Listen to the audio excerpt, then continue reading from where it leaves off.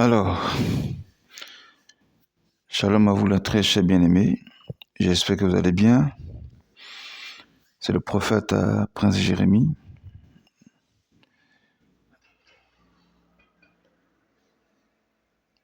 Le prophète Prince Jérémie de l'UPPNCI, qui est l'Union des paroles des prophètes des nations de Côte d'Ivoire.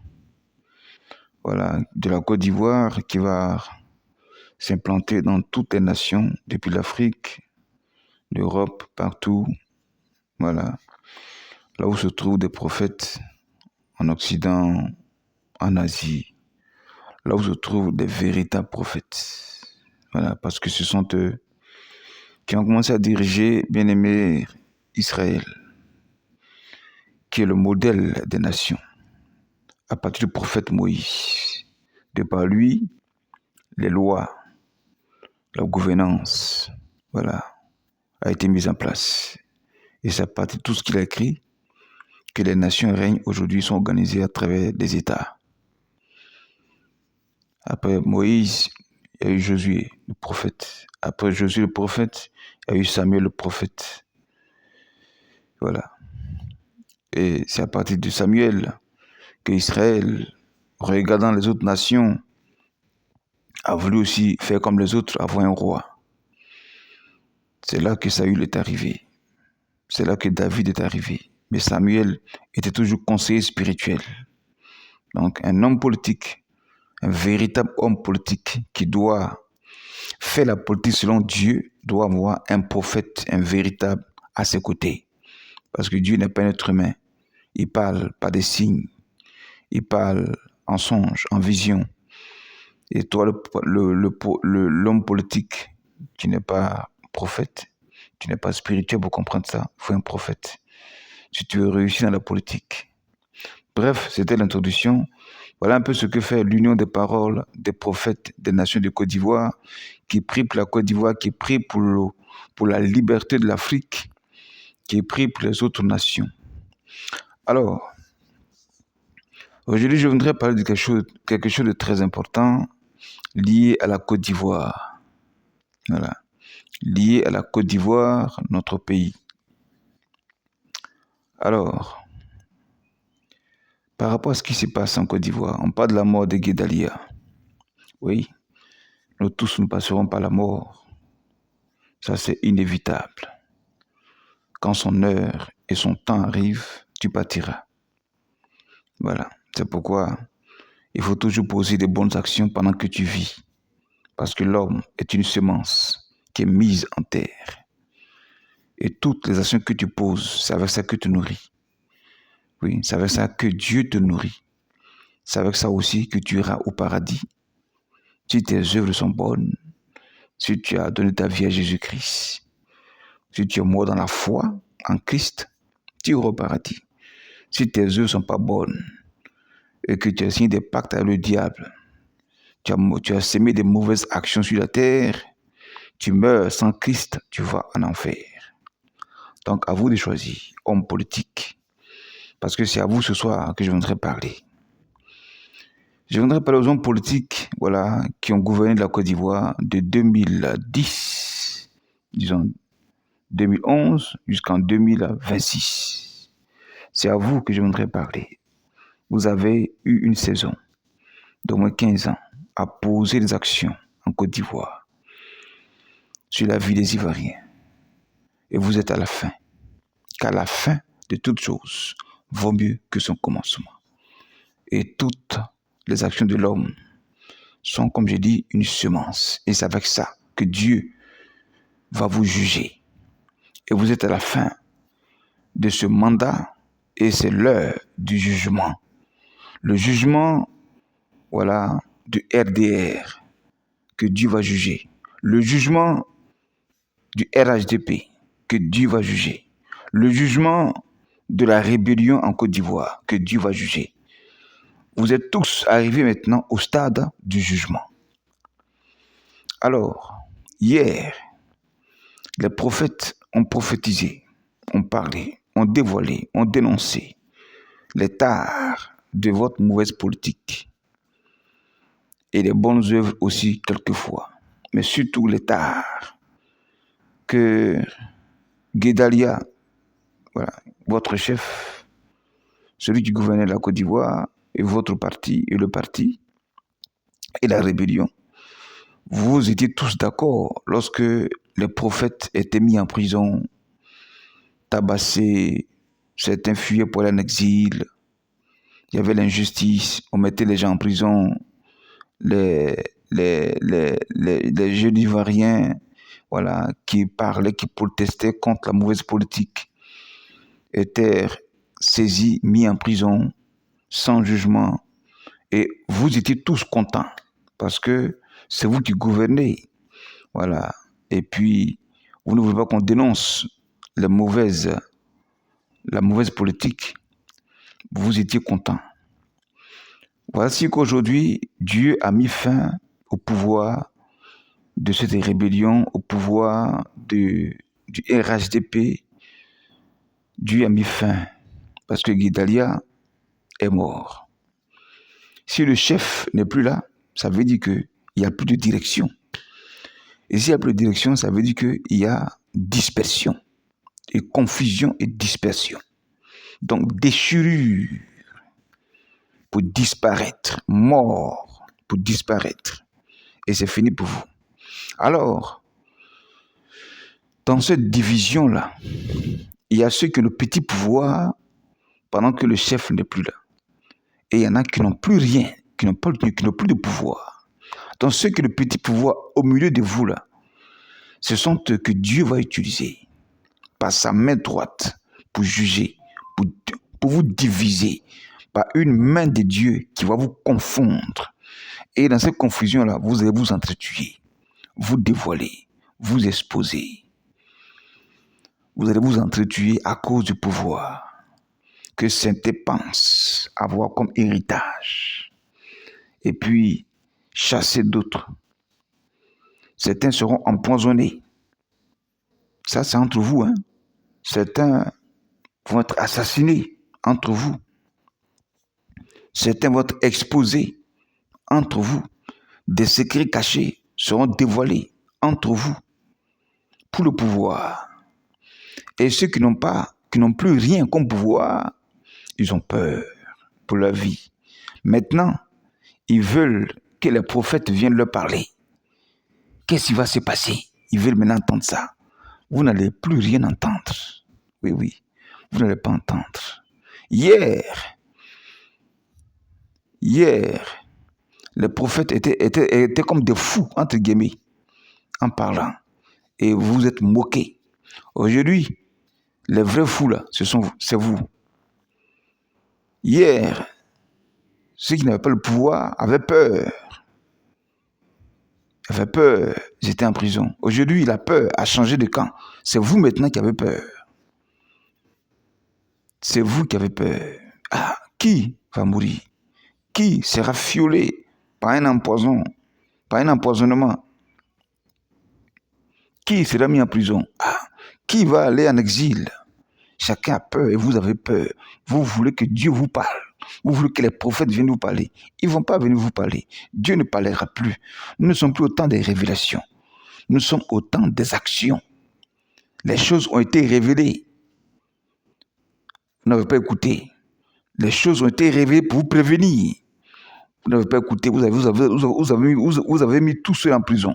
Prophètes, hommes politiques, militaires, société civile,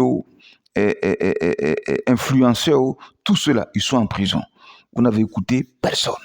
Aujourd'hui, maintenant, ceux d'entre vous qui n'ont plus ce pouvoir, contre ceux qui ont le petit pouvoir, entre vous, vous allez vous entretuer et vous voulez entendre que Dieu vous parle. Dieu ne vous parlera plus. Dieu ne parle plus. Dieu est maintenant au stade du silence. Les prophètes ne parlent plus. Tout a été dévoilé. Il n'y a rien maintenant à dévoiler. Le temps de la repentance est à sa fin. C'est fini. C'est fini. C'est le déluge maintenant qui va couler. Ainsi, Noé avait construit, avait averti du déluge qui allait venir. Ils n'ont pas voulu écouter que Dieu allait frapper. Ils n'ont pas voulu écouter. Noé a construit l'arche, lui et sa famille. Quand il a fermé, le déluge a commencé. Et ça a emporté tous ceux qui se moquaient, tous ceux qui étaient incrédules, tous ceux qui ne voulaient pas écouter les prophètes parler. Noé était ce prophète à cette époque. On n'a pas voulu l'écouter. Ils ont cru que tout ce qu'il racontait, c'était des conneries. On a cru que Noé était en train de plaisanter. Le déluge est venu, ça les a emportés. Et la Côte d'Ivoire va connaître son déluge. Le déluge de la rébellion. Le déluge de sang. Dans ce déluge-là, Dieu m'a fait voir des criquets mais qui avaient des ossements humains. Des criquets qui avaient des ossements humains. Comment est-ce que des criquets, qui sont des bêtes, peuvent avoir des os humains? Et ça coulait dans le déluge de sang qui coulait.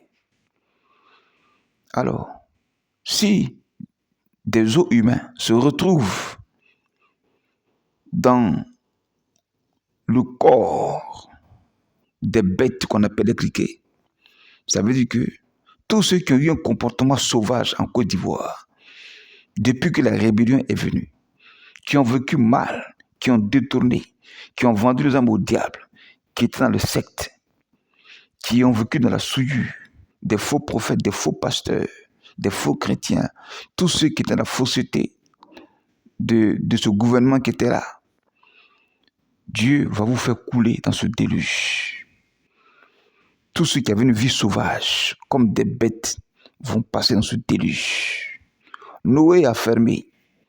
Les prophètes ont fermé la barque. Ils ont fermé le premier bateau. Ils ont fermé ça. Les portes sont fermées. Ils ont fermé ça. Le déluge va commencer. Et ça va emporter tous ceux-là qui ressemblent à des criquets, des humains, vont couler, vont passer. Et vous avez peur. Certains cherchent refuge. Il y en a qui se préparent pour fuir aller en exil. Certains ont vidé leur compte déjà. Ils envoient l'argent à l'étranger. Mais soyez tranquilles. La parole de Dieu va s'accomplir. Et Dieu est formel à sa parole, disant que les biens mal acquis ne profitent à personne. Tout cet argent-là sera vidé de vos comptes et retourné dans les caisses de l'État de Côte d'Ivoire. Cet argent appartient aux Ivoiriens. Ça ne vous appartient pas. Les biens mal acquis ne profitent à personne. Tous ceux qui ont volé les terres, qui ont pris les terres en otage, disant que c'est leur terre, cela sera vous arraché. Vous allez payer ces terres. Tous ceux qui ont pris des maisons qui appartiennent à des gens, vous allez payer ces maisons. Ces maisons vont revenir aux vrais propriétaires. Tous ceux qui ont pris la nationalité ivoirienne comme carte d'identité, comme passeport, sachant très bien que tu es un étranger, tu es libanais, vous allez perdre ça parce que de nouvelles cartes d'identité vont se faire. De nouveaux passeports marqués du logo de l'AES sera fait. Les vrais Ivoiriens seront reconnus. Les faux Ivoiriens seront rapatriés. La Côte d'Ivoire sera nettoyée. La Côte d'Ivoire nouvelle, bien sûr. Dieu la prépare. Et après ce déluge-là que Dieu m'a fait voir, j'ai vu une poule sous laquelle il y avait des poussins. Et les poussins-là avaient deux couleurs. La couleur blanche et la couleur jaune. La poule, là, c'est Dieu. Dieu qui va enfanter, qui va faire naître des Ivoiriens nouveaux, qui auront sa crainte à travers la couleur blanche qui révèle la sainteté, la pureté, la justice, la sanctification, la chasteté, la vérité. Voilà l'Ivoirien nouveau. il y aura en lui la crainte de Dieu. Tout ce qui est pur de Dieu va se manifester en Côte d'Ivoire. Des conversions vont se multiplier. Des mosquées vont être fermées pour devenir des églises. Parce que des imams, des musulmans vont voir Dieu, l'Éternel, au nom de Jésus-Christ, se révéler dans leur maison. Dans leur maison, ils vont voir Jésus. Jésus va apparaître dans vos maisons. Mystiques, francs-maçons, musulmans. Jésus va se révéler à vous dans vos différentes maisons pour que vous sachiez le faux Dieu que vous avez adoré depuis longtemps et le véritable Dieu qui règne sur la Côte d'Ivoire. Donc des conversions vont se multiplier. Des boîtes de nuit seront fermées, vont devenir des églises. Des maquis seront des églises. Dimanche, on ne verra pas quelqu'un en Côte d'Ivoire dans la rue parce que les églises seront remplies des gens qui ont la crainte de Dieu. Et secondo, la couleur jaune. Secondo, la couleur jaune qui révèle, bien aimé, le rayonnement. La Côte d'Ivoire va rayonner. L'Ivoirien va rayonner. L'éclat, la beauté, la richesse dans le pétrole, la richesse dans les matières premières, la richesse, un esprit de créativité va animer les Ivoiriens. Des voitures seront encore plus fabriquées. Voilà, ajoutez à Bangui, des voitures seront créées, seront fabriquées. Un esprit de créativité va animer chaque Ivoirien. La richesse va se multiplier. La Côte d'Ivoire va fleurir. Une gloire, la seconde gloire, qui sera plus grande que la première qui est là. Où Yamoussoukro sera vraiment entré dans sa prophétie dite de la bouche du Faux-Boigny, qui va prendre forme vraiment de la capitale politique de la Côte d'Ivoire, où le palais présidentiel, voilà, à Yamoussoukro sera achevé. Il sera construit, achevé. Le palais des députés est déjà fait, où tous les ministres, les députés seront transférés à Yamoussoukro, où tous les diplomates auront leur maison, leurs institutions, leurs ambassades à Yamoussoukro. Et Yamoussoukro va prendre sa forme de la capitale politique de la Côte d'Ivoire. Yamoussoukro va s'étendre, va devenir encore plus grand, plus élargi, avec ces grandes voies qui vont encore plus se multiplier. Voilà ce que va devenir la Côte d'Ivoire nouvelle. Les grandes villes vont se multiplier. Yamoussoukro, le stade qu'on a banni qui est Yamoussoukro, n'est pas le stade qui devait être bâti à Yamoussoukro. Parce que Yamoussoukro, c'est la capitale politique de la Côte d'Ivoire. Mais par aigreur politique, par méchanceté politique, par jalousie politique, des hommes politiques, après Faux-Boigny, hormis Laurent Gbagbo, hormis le président Laurent Gbagbo, tous les autres qui se disaient oufouettistes, fils du fouet dans la politique, ont désobéi à la parole qu'a laissé leur père politique. Une désobéissance.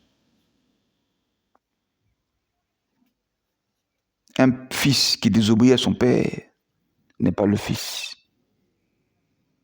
Voilà. Et ils ont abandonné Yamoussoukro. Mais le président Laurent Gbagbo, Dieu le mandate. Il viendra au pouvoir. Il va finir ses 5 ans. Il partira en 2030-2031. Il va achever son mandat pour la liberté. La Côte d'Ivoire vis-à-vis de la France. Voilà. Où toutes les entreprises françaises qui sont en Côte d'Ivoire, pour celles qui va refuser de payer les impôts, va plier bagage. Et les vrais Ivoiriens, comme j'ai parlé de la couleur jaune, un esprit de créativité d'entrepreneuriat va habiter les Ivoiriens. Ils seront propriétaires de plusieurs entreprises en Côte d'Ivoire. Donc Yamoussoukro va prendre sa forme de capitale politique de la Côte d'Ivoire. Et le stade, comme je disais, le stade qu'on a banni, qui était là, qui a été construit pendant la CAN, n'est pas le stade qui devait se faire à Yamoussoukro. Ça devait être un stade olympique d'au moins deux niveaux ou bien 3 niveaux. Voilà, parce que c'est la capitale politique. Donc ce stade à Yamoussoukro, qu'on a banni, bien aimé, il sera... Un instant. Ce stade-là, il sera cassé pour être reconstruit. Ou bien il sera démonté pour être reconstruit. Pour qu'il soit un stade digne de la capitale politique qu'est Yamoussoukro. Voilà. Alors, les bien-aimés, voici les choses qui s'annoncent sur la Côte d'Ivoire. Les choses qui s'annoncent sur la Côte d'Ivoire. Juste après le décès annoncé de Guédalia, oui, Dieu a inspiré des chantres, des artistes, sortiront des chansons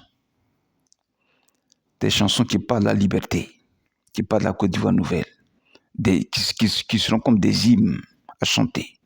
Ça sera la fête de la liberté qui se prépare maintenant. Alors préparez-vous, parce qu'avant la fête de la liberté, il y a la dernière bataille.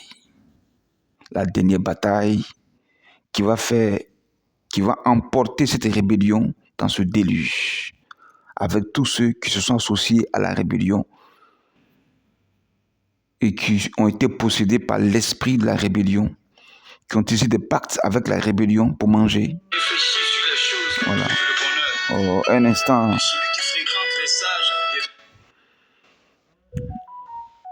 Donc, voici un peu ce qui va arriver sur la Côte d'Ivoire nouvelle qui s'approche. Donc, soyez en prière. Voilà. Ceux qui sont de l'autre côté, la rébellion avec ses ministres, ils seront jugés. Ils ont peur. Ils veulent que Dieu leur parle. Dieu ne parlera plus. Les prophètes ont fini de parler. Nous sommes à l'heure du jugement. Nous prions pour la Côte d'Ivoire. Père éternel, je voudrais te rendre toute la gloire. Voici ta parole que tu m'as envoyée, Seigneur, de libérer sur le cœur de chaque Ivoirien. Et celui qui a un esprit, il réfléchira. Celui qui a un cœur, il ira se repentir. Afin que, Seigneur, ta révélation par le nom de Jésus-Christ soit manifestée. Et que la Côte d'Ivoire nouvelle qui s'annonce, Seigneur, soit manifestée dans ta sainteté et dans ta gloire. Que ton jugement commence et que ta crainte s'empare de ceux qui auront de la crainte. Et que, Seigneur, la Côte d'Ivoire nouvelle qui arrive, qui s'annonce, soit une réalité. Afin que toute la gloire te revienne. Et que l'Église soit rebâtie comme l'assemblée des saints. Afin que tout ce qui est impur en elle soit évacué dans ce déluge de sang. Afin que toute la gloire te revienne. Et que tout ce qui est impur, lié à l'image des criquets, lié à la vie sauvage, soit épuré. Et que ta gloire soit manifestée, ta sainteté soit manifestée, la justice soit manifestée. Que toute la gloire te revienne au nom de Jésus. Amen. Donc, shalom à vous, c'était le prophète Prince Jérémie de l'Union des paroles des prophètes des nations de Côte d'Ivoire. Nous sommes en prière. Shalom à vous. Et bientôt la fête de la liberté. Shalom.